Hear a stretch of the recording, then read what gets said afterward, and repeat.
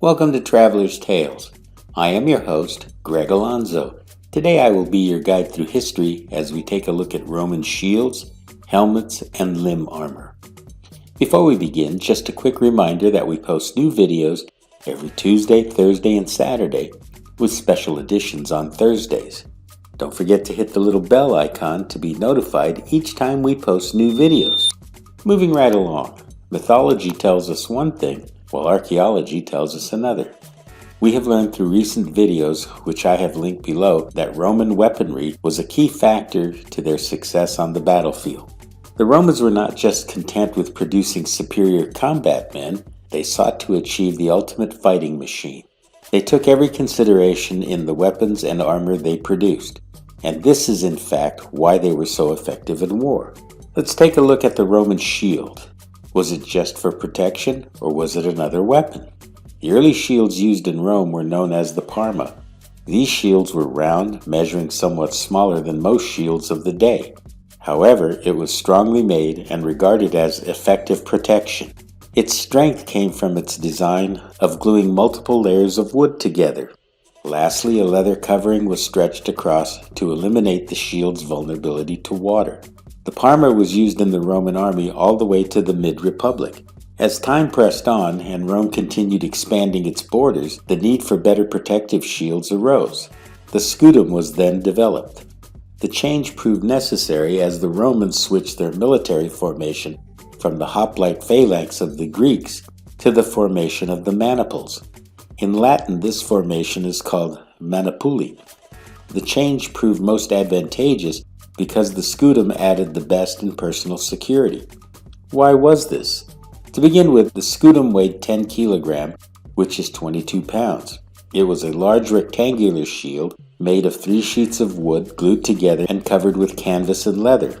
One advantage of this shield was that the scutum was light enough to be held in one hand, and due to its height and width, it covered the entire wielder. Another plus was the umbo. This was the metal boss that was in the center of the scutum and could also be used as a metal punching weapon. According to Polybius, the scutum gave the Roman soldiers an edge over their Carthaginian enemies during the Punic Wars. The shape of the scutum also allowed packed formations of legionaries to overlap their shields to provide an effective barrier from projectiles.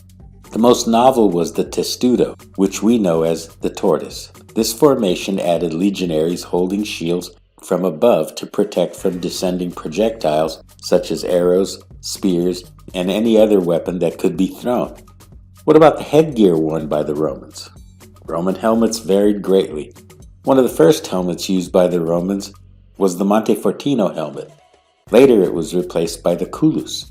This design had a raised neck peak to eye level and a sturdy frontal peak to the brow of the helmet.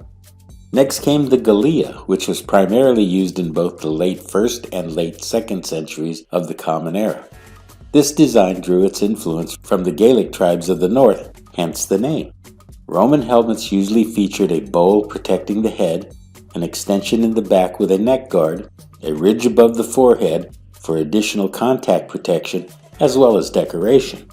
Perhaps the most important innovation of the helmet were the hinged cheek guards. This left the ears exposed for better hearing on the battlefield. In regard to limb armor, the Romans wore sheet metal to protect their legs. This style of armor was known as the greaves and was popular throughout the Republic and the Empire. It is quite evident that Roman equipment continually strove towards perfection by exceeding the standard of the day. This in particular gave the Roman legions the edge on the battlefield. This brings us to the end of Roman shields, helmets, and limb armor. Thank you for joining us for this edition of Traveler's Tales. If you enjoyed this video, please consider joining our channel by becoming a sponsor. Your support will enable us to continue putting out quality videos. Don't forget to like and subscribe to Traveler's Tales. This really is the best way to help our channel grow. Until we meet again at the crossroads of folklore and fact, Cartistos.